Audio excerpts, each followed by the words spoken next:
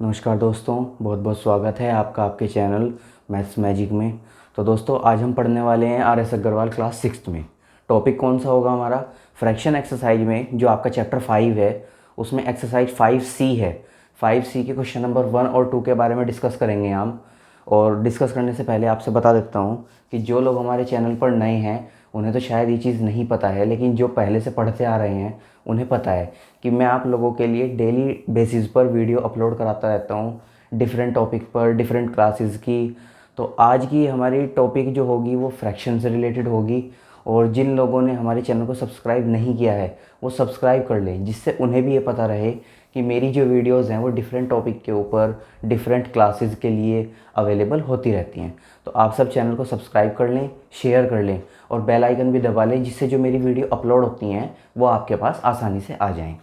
तो आइए शुरू करते हैं आज की इस क्लास को। क्वेश्चन नंबर 1 दे रखा है आपका, राइट 5 इक्विवेलेंट फ्रैक्शन। आपको क्या करना है, जैसे यहाँ पर ये फ्रैक्शन दे रखा है आपका 2/3, तो आपको इसके कितने इक्विवेलेंट फ्रैक्शन निकालने हैं? 5 फ्रैक्शन निकालने हैं। तो आप यहाँ पर 5 डैश करेंगे। जितने फ्रैक्शन आपसे निकालने के लिए कहा जाए आप उसमें उतने डैश करेंगे। और उसके बाद आपको क्या करना है वो ध्यान से देखेंगे, क्योंकि मेन वो है अब आपका जो आपका न्यूमरेटर है। फ्रैक्शन में जो है आपकी दो चीज़ होती हैं, अपर पार्ट न्यूमरेटर होता है और लोअर पार्ट जो होता है, नीचे वाला पार्ट जो होता है आपका डेनोमिनेटर कहलाता है। ये चीज़ आपको पता है। तो जो अपर पार्ट है मीन्स न्यूमरेटर, आपको उसका टेबल पढ़ना है। कितनी बार? जितने इक्विवेलेंट फ्रैक्शन आपको फाइंड करने हैं। तो यहाँ पर आपको कितने फाइंड करने हैं? 5 फाइंड करना है। तो 2 का टेबल 5 बार पढ़ते हैं। 2 1 जा 2, 2 2 जा 4, 2 3 जा 6, 2 4 जा 8, 2 5 जा 10। आपने 5 बार टेबल पढ़ दिया। बिल्कुल उसी तरह से नीचे वाले नंबर का भी टेबल पढ़ना है। 3 1 जा 3, 3 2 जा 6, 3 3 जा 9, 3 4 जा 12, 3 5 जा 50।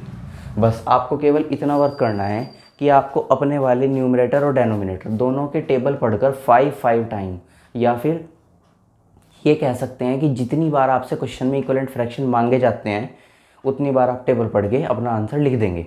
अब कन्फ्यूज़न कहाँ होता है कुछ बच्चों को, जैसे मैंने तो यहाँ पर जिस नंबर का टेबल पढ़ा है पहले 1 जा वही लिया है।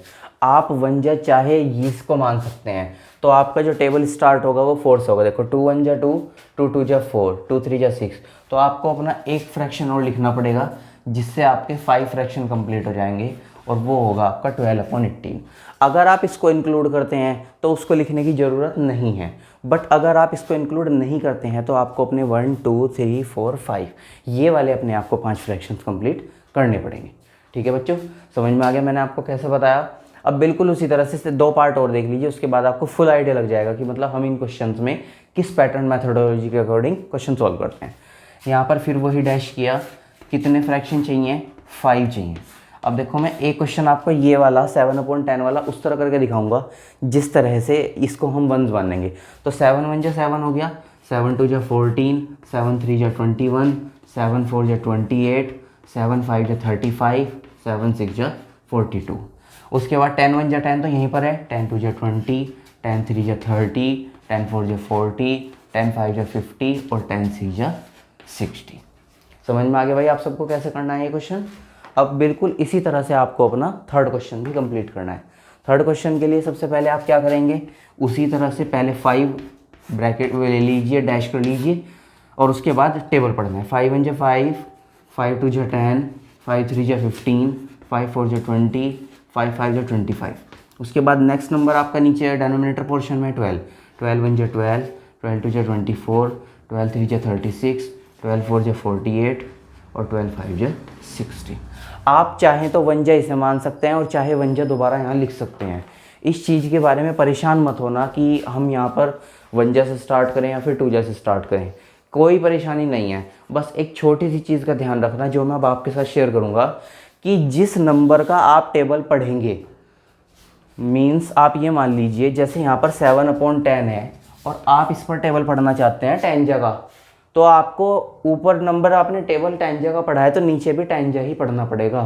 तो कोई दिक्कत नहीं है, आप चाहे कहीं से भी डिफरेंट लेवल से टेबल उठा लीजिए और उसके अकॉर्डिंग भी अगर आप टेबल पढ़ना चाहें तो पढ़ लेना, कोई दिक्कत नहीं है। लेकिन एक छोटी सी कंडीशन बस यही है, आप जिस नंबर के लिए ऊपर का टेबल पढ़ेंगे सेम दैट उसी के लिए नीचे का टेबल पढ़ना पड़ेगा।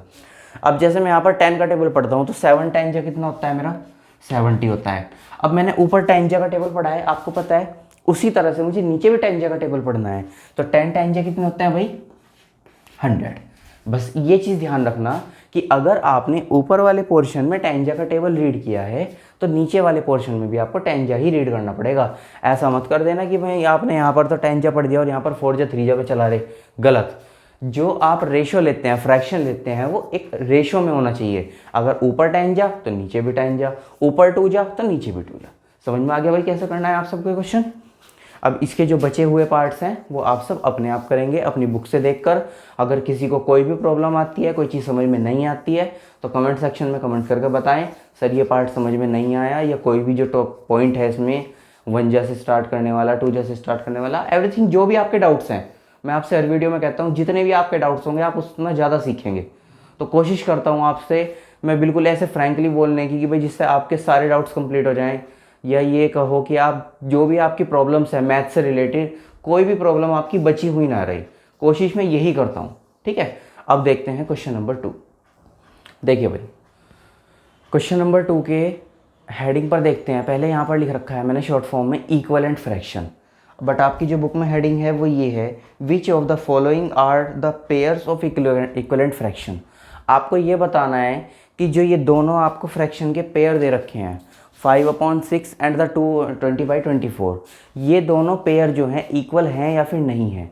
अब ऐसे आप डायरेक्ट ऑब्जर्व करोगे तो जिनकी मैथ शार्प है वो तो पता लगा सकते हैं, बट अगर आप एक सिंपल वे में फाइंड करना चाहते हो और चाहते हो कि उसे मेथड के अकॉर्डिंग सॉल्व किया जाए तो आपको सॉल्व करना पड़ेगा, क्योंकि मैथ्स कोई ट्रिक के ऊपर सॉल्व नहीं हो सकती। जो ट्रिक के ऊपर सॉल्व करते हैं वो केवल एक शॉर्ट टर्म के लिए सॉल्व करते हैं। अगर आपको मैथ्स के लिए परफेक्ट तरीके से तैयार होना है, अपने आप को बिल्डअप करना है, तो आपको हार्ड वर्क का ही रास्ता अपनाना पड़ेगा। एक बार हार्ड वर्क का रास्ता अपना लो, हार्ड वर्क करते करते कब आपके शॉर्ट टर्म में कन्वर्ट हो जाएंगी वो चीज़ें आपको पता भी नहीं लगेगा। तो मैं शुरुआत आपसे इसीलिए कराता हूँ कि आप पहले हार्ड वर्क करें। शॉर्ट वर्क करने की तो बहुत एज पड़ी है, फिर करते रहेंगे। ठीक है दोस्तों, अब शुरू करते हैं। देखो यहाँ पर बताना है आपको इक्विवेलेंट फ्रैक्शन। तो सबसे पहले जैसे हमें यहाँ पर 2 फ्रैक्शन दे रखे हैं तो आप उन दोनों फ्रैक्शन को यहाँ पर दोबारा लिखेंगे। लेकिन जब आप दोबारा लिखेंगे तो अगर यहाँ पर एंड वर्ड है या फिर और वर्ड है, जो भी आपके दोनों वर्ड हैं आप उन्हें हटा देंगे और उसके बाद आप इन दोनों की क्रॉस मल्टीप्लाई कराएंगे। फर्स्ट वाले न्यूमरेटर की सेकंड वाले डेनोमिनेटर के साथ, फर्स्ट वाले डेनोमिनेटर की सेकंड वाले न्यूमरेटर के साथ। अब उसके बाद 5 से लिखना स्टार्ट करते हैं। 5 × 24, थोड़ा सा गैप छोड़ देंगे, कोई साइन नहीं लगाना है, बस केवल गैप छोड़ना है। और दूसरी साइड क्या लिखा जाएगा 6 × 20। समझ में आ गया कैसे किया। सबसे पहले जो क्वेश्चन है उसको लिखा रहने दिया, क्वेश्चन को बिल्कुल एज इट इज़ उतार लिया, लेकिन उसमें जो एंड वर्ड है और वर्ड है या जो भी आपका वर्ड होगा आप उसे रिमूव कर देंगे। रिमूव करने के बाद आप उसमें क्रॉस मल्टीप्लाई लगाएंगे। क्रॉस मल्टीप्लाई करने के बाद देखो 5 का कनेक्शन 24 के साथ लिंक है, 6 का कनेक्शन 20 के साथ लिंक है। मैंने दोनों को ऐसे लिख लिया। अब 5 × 24 करते हैं तो 120 आता है, 6 × 20 करते हैं तो 120 आता है। अब आपको ये बताना है इक्विवेलेंट फ्रैक्शन, क्या आपके जो दोनों नंबर आए हैं वो इक्वल आए हैं। इक्विवेलेंट का मतलब यही तो होता है कि भाई जो हम नंबर्स फाइंड कर रहे हैं वो बराबर हैं या फिर नहीं।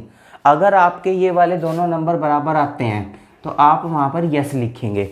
अदरवाइज़ अगर कुछ भी नंबर में डिफरेंस आता है या वे दोनों नंबर बराबर नहीं आते तो आप वहाँ पर सिंपल तरीके से नो लिख देना। क्यों, हमें यहाँ पर केवल उन्हीं फ्रैक्शंस के बारे में बात करनी है जो इक्वल हैं। अगर अदर इक्वल है मतलब इक्वल नहीं है या कुछ और नंबर आ रहा है, हमें उनसे कोई मैटर नहीं है। इक्वल है तो यस, बाकी जो कुछ भी है सबके लिए नो।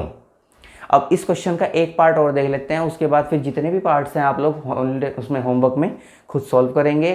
कोई प्रॉब्लम आती है तो कमेंट करके बताएं।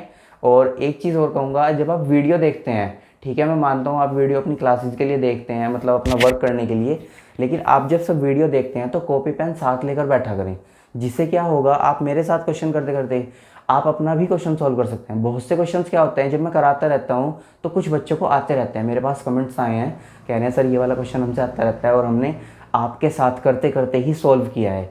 तो आप भी ऐसा किया करें, कॉपी पेन साथ लेके बैठा करें। और जैसे मैंने क्वेश्चन लिख दिया और आपको लग रहा है कि हाँ यार शायद मैं इसे कर सकता हूँ, तो कॉपी पेन लें, उतारना शुरू करें।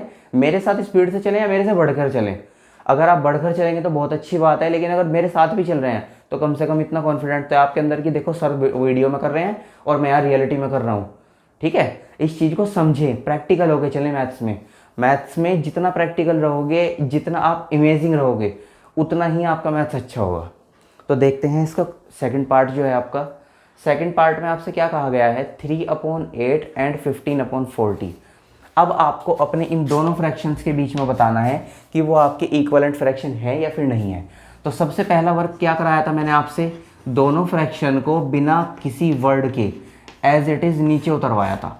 देखो यहाँ पर भी यही वाला वर्क कराया, यहाँ पर भी सेम दैट यही वर्क कराया। 3/8 सेम, 15/40 सेम।